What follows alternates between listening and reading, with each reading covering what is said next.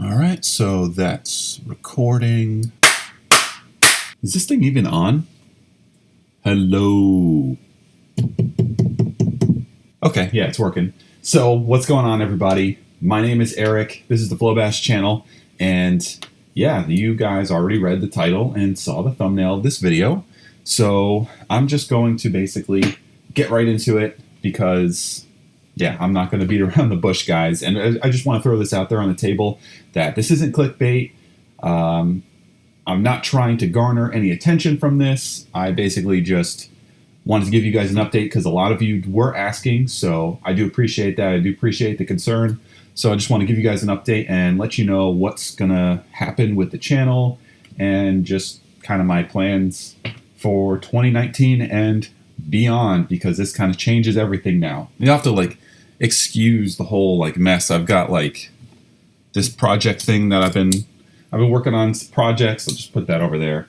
And yeah, I've just got stuff going on everywhere, so you'll have to excuse me. All this stuff is now on hold, but we'll get back to it one day. Check that baby out. I bet you've never seen a 5/0 tractor tackle hook before. Not sure if I was supposed to show you that guy or not, but those are some sweet hooks. They're going to come out with sizes a lot bigger than just the 2/0, so it'll be more like an all-purpose bait hook. But yeah, I caught the Jack Crevalles on those. I caught the Pacu on that, and I mean, they work amazing. So anyways, so I'm just going to jump right into what's going on. Hold on. I think this needs to be closer. All right, I think I'm getting better audio. So basically, just what happened was a bunch of you guys reached out because you saw my Instagram story. Well, my fishing friends, there's no fishing today. They got me. They got me really good. And you wanted to know kind of what was going on, what was up, what I'm doing, how I'm handling the situation, etc. So I appreciate your concern. Thanks for reaching out. A lot of you have said some kind words. I really, really do appreciate that. So yeah, thank you so much for that. Yeah, so guys, basically what happened was on December 29th, my Volkswagen GTI, which, yeah, I have two cars. That's not like a weird flex or anything. These cars are not worth that much money. But I know you guys have seen me drive around the Ford Focus. I just have that not to put miles on the GTI. Because the GTI is nice, Focus is a beater. Basically it. But so I was loading up the GTI basically for a trip I wanted to take. I was going to drive way down south to Tamiami Trail and hit up some untouched stuff that you haven't really seen on YouTube. And you almost did with John B., Perrick, and Bula. Almost, man, but they didn't go far enough. So I was really excited for that, but I wanted to get there first thing at sunrise, so I decided, hey, I'm going to load up all my gear the night before, so this way I can just get dressed, have a Bang energy drink. Cherry Blade lemonade, by the way, the best flavor, the best. And then I was just going to get in the car and drive. All my stuff would be in there, so I knew I wasn't forgetting anything. And that was my mistake. So I totally take full responsibility for this. I'm totally upset that a thief broke into my car and stole my stuff. But I do take responsibility. I shouldn't have had expensive gear inside my car. It should have been in my house. It would have been much more protected. But yeah, I don't know what. It was a weird situation. They vandalized the passenger door. It was parked only 20 yards away, right outside my house. But the passenger door was kind of shielded with all these bushes, and it wasn't in any direct light or anything like that, so it was really dark on that side. I guess, I don't know if they tried getting in there, but they really destroyed that. And then, I guess, finally, they just busted out the rear window, grabbed my bag, and then they grabbed the rods, ripped them out, ripped the rod holders off of my roof. I have that Bass Pro Shop rod holder thing. It looks like, I don't know, it's one of those cloth ones. And, yeah, that was hanging out of the window and everything. And yeah, everything's gone, guys. Everything that I used to make YouTube videos is gone. Oh, and that actually leads me to this little topic right here. So as soon as a really good friend of mine, you probably, I don't know, you haven't heard of this guy, just this dude, Scott Rose. No, seriously, you guys know who Scott Rose is. But as soon as he found out, he reached out to me, and he pretty much offered me this guy right here That's his Sony A7S, or no, sorry, no, that's not his A7S. This is the A6000. But basically, he offered this camera to me. He offered to loan it to me. He said, you know, dude, we'll help get you back up and running as best we can. You know, he felt really bad. And I got to say, having a friend like Scott Rose, which, you know, I told you before, man, but I'm saying it again. You are so appreciated for this. This is such like a huge, huge help. You have no idea. So I do appreciate you.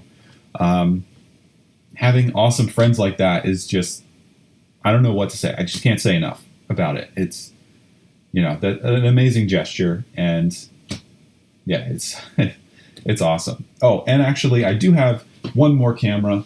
I've got this little GoPro Hero 4 right here. I have it on this stick with a little track mount that I built so I can slide it in the front of my kayak and basically just have it, you know, shoot in the front of me.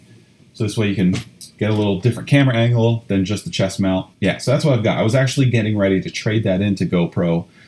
They give you $100 towards the purchase of a Hero 7 if you trade in any camera, any condition. So if you see a ran over GoPro or you find one at the bottom of a river that's like a Hero 2, trade that sucker up. You get $100 towards the Hero 7. So I did it with one. I was getting ready to do that with that one. I don't know. I guess I'm a little lucky I still have it, even though I have another GoPro coming. I like that, you know, that money's still in my pocket considering I now have to somehow get all new camera gear. I had my main camera, which is a Panasonic GH5S stolen. My backup camera, which is a GH4. That's what I started out with.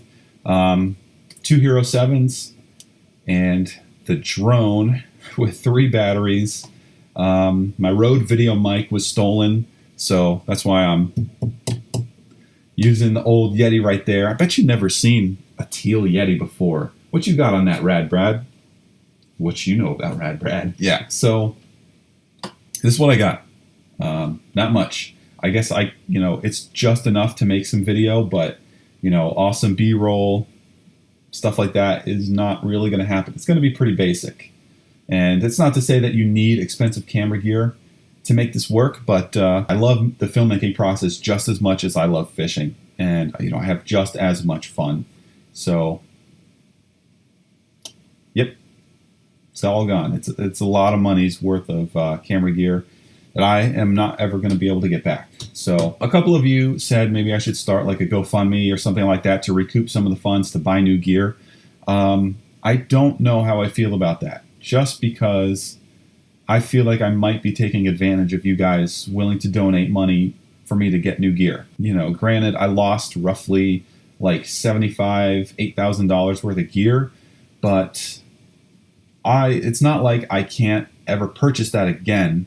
I do work full time. I've got, you know, I work anywhere from like 40, 50, 60 hours a week, and I can eventually afford my own gear again. So it's not like that's never going to happen. Yeah, it's just going to take some time for me to do it on my own.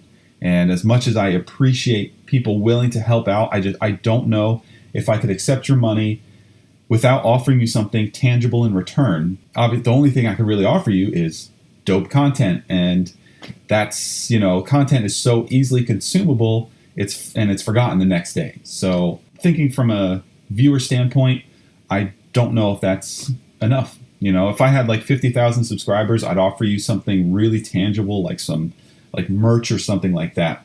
You know, make some like awesome, like, you know, fishing shirts with hoods that so you're protected from the sun or something, you know, with awesome logo, or I don't know, just something that's worth your money instead of just like handing it out. But that's just how I feel, guys.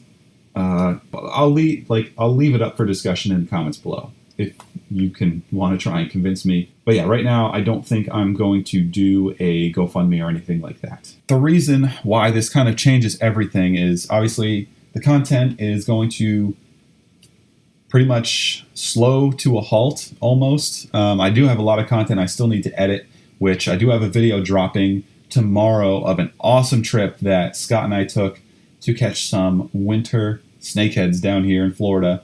I know it's Florida winter, but guys, we did something a little special considering where we were fishing. But you'll hear, if you want to watch that video and find out why it was actually so good, just, you know, watch that video tomorrow. I'd appreciate it.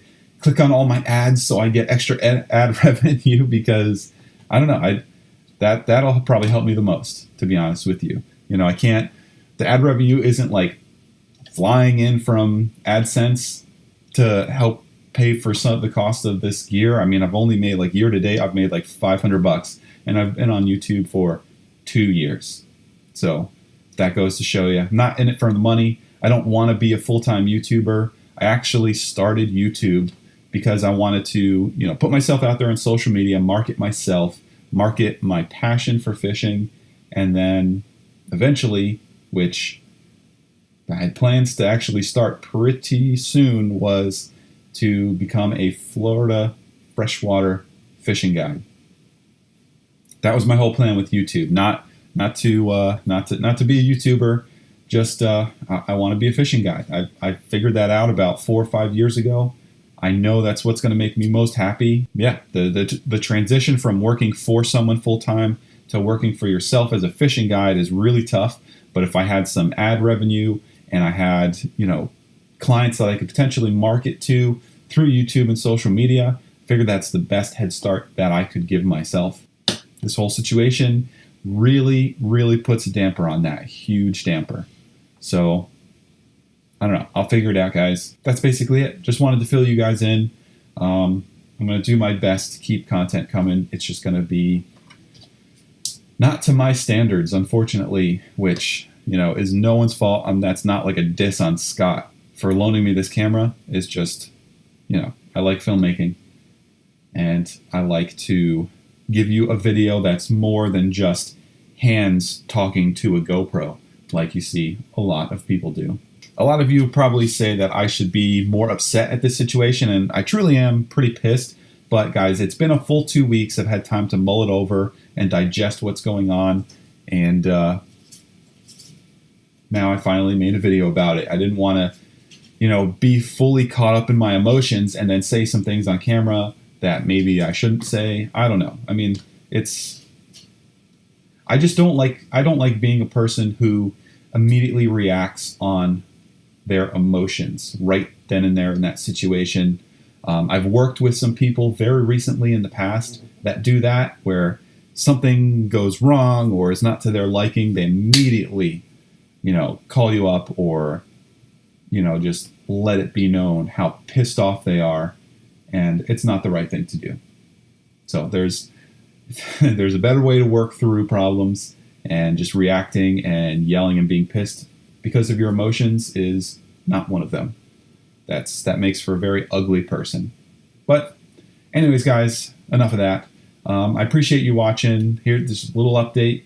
And that's basically it. I've been rambling for a very long time, so I'm going to shut up, and we're just going to keep on going. So, my name's Eric. Thanks for watching my channel, Flowbass. You know, I don't want to say keep fishing, never stop. That is very appropriate in this situation, but it's not my slogan. So I just want to say, make sure that you stay out there, be inspired. Don't leave your camera gear or any equipment in your vehicle overnight, and go catch some more fish, some big ones. So I'll see you later. That's basically it. I don't know what else to say, guys. So peace.